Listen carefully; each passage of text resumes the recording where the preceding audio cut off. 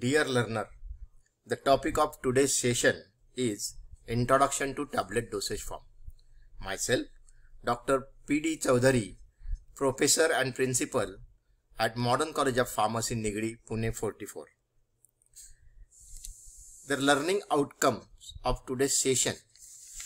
After successful watching and listening to this video lecture, the learner will be able to define the tablet dosage form, enlist the advantages and disadvantages of tablet as a dosage form, explain the significance of tablet dosage form, and discuss the drug and excipient selection process. Now we'll see what is tablet. Tablet is a solid dosage form, each containing a unit dose of one or more medicaments. Tablets are solid, flat or bioconvex disc prepared by compressing a drug or a mixture of drug with or without suitable excipients. Tablets may be swallowed as a whole or being chewed. Some are dissolved or dispersed in water before administration. Some are put in oral cavity where the active medicament is liberated at a predetermined rate. Implants and pessaries may also be presented in the form of tablet. Tablets may vary in shape and differ greatly in size and weight depending on the amount of medicinal substance and the intended mode of administration. Now we'll see what are the advantages and disadvantages of tablet dosage form. First, we'll discuss advantages of tablet dosage form. Large scale manufacturing is feasible in comparison to other dosage form. Therefore, economy can be achieved in case of tablets manufacturing. Better stability and longer expiry period since it is a solid unit dosage form. Accuracy of dose is maintained since tablet is a solid unit dosage forms. Tailor-made release profile can be achieved. Ease of packaging either in blister or strip packing is easy and easy handling is possible over the liquid dosage form. Easy to transport in bulk. Product identification is easy and marking done with the help of grooved punches and printing with edible ink.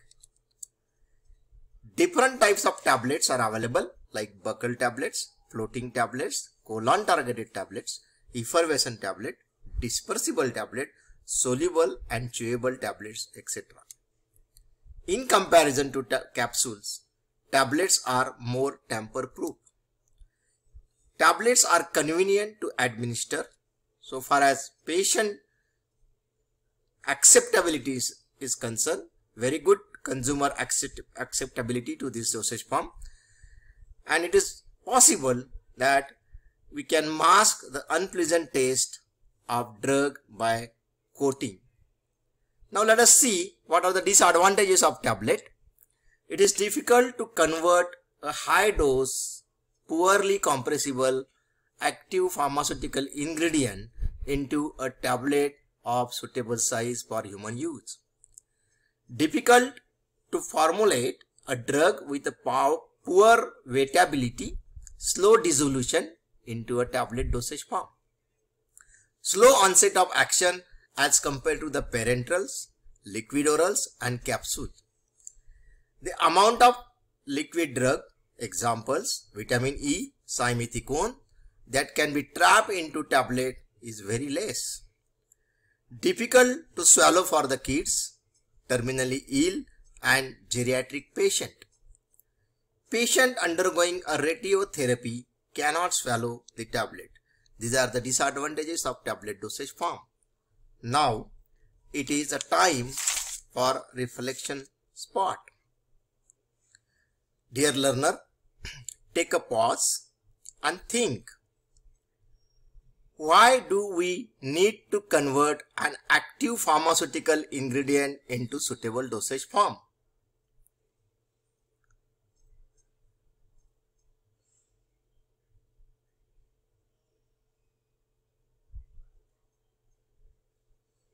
I think you have written the answer on a paper. Now you can start the video once again. Why do we need to convert the active medicament into a suitable dosage form?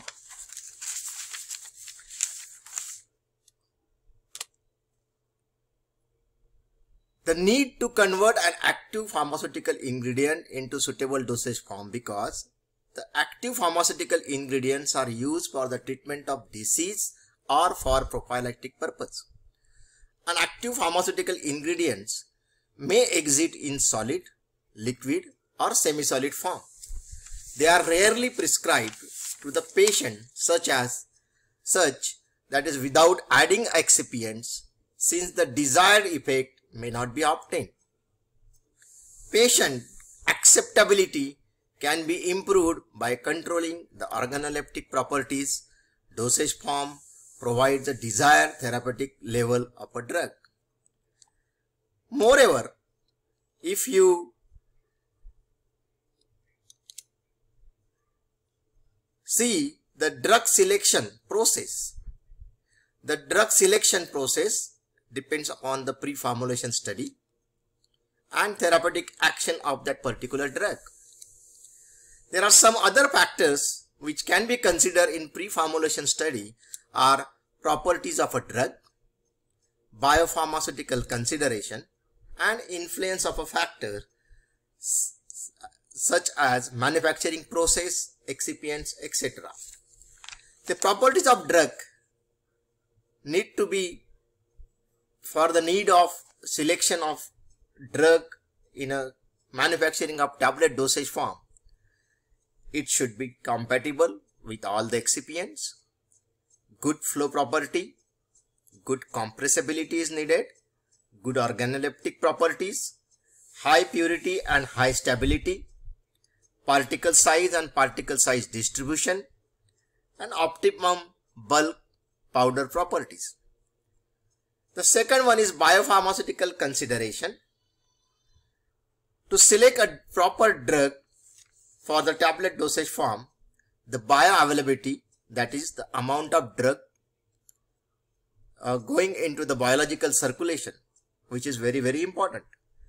Certain pharmacokinetic properties like absorption, distribution, metabolism and excretion of drug, as well as Cmax and Tmax are taken into consideration. Along with pharmacokinetic parameters, pharmacodynamic parameters are also taken into consideration while selection of drug. There is a biopharmaceutical classification of a drugs, and it is very difficult to formulate the drug belonging to class 4, that is low solubility and low permeability, because the dissolution and the bioavailability requirement, it is very difficult to meet this requirement of particular class 4 drugs along with the regulatory standards. The influence of factors such as manufacturing, tablet is manufactured by wet granulation, dry granulation and direct compression. The moisture sensitive drugs, it is possible to manufacture by wet granulation, whereas in dry granulation, those drugs which are not stable in presence of moisture, it is not possible to manufacture by dry granulation method. Whereas direct compression is another method where some co-process drugs, that is the drugs are co-processed along with excipients, are selected for the manufacturing of direct compression method. Excipient selection. The selection of excipient for solid oral dosage form, depending on the properties of drugs, like dose, solubility, pKa, particle size and particle size distribution, melting point of a drug, and thermal stability of a drug, flow properties of a drug, and densities. Whereas the properties of excipients, the stability of excipient so far as chemical and physical stability is concerned, hygroscopic characteristics of excipients, it should be compatible with the drugs which you are selected. The particle size of excipient is also plays a major role in the selection process. Easily available and economy, cost effectiveness is very important factors. Along with that, the selected excipient should be regulatory acceptable. So regulatory acceptance is another factor which is again important. Manufacturing process requirement. As I discussed, the direct compression, there are certain excipients which are used for direct compression. Example is MCC, microcrystalline cellulose. Wet granulation like lactose. Fluid bed granulation, where some excipients which are thermally insensitive, they are not stable at in presence of heat, they cannot be formulated into tablet. Extrusion, spironizer and other novel process. Some desirable release characteristics. This is also one of the important factors taken into consideration while selecting the excipient. If you require an immediate release, you have to use certain super disintegrant which disintegrate tablet in time. Sustained release, some polymers are used for sustaining the drug release, and modified release like pulsatile release and so on. You have to modify the drug release as per the desired effect. So summary of today's lecture, we have seen or discussed an introduction to tablets, various advantages and disadvantages of tablet dosage form. Then we have discussed about need for conversion of an active pharmaceutical ingredient into a suitable dosage form. And last, we have discussed with the factors affecting a selection of drugs and excipients in tablet dosage form. In next lecture, we will be discussing on the various types of tablets. Thank you.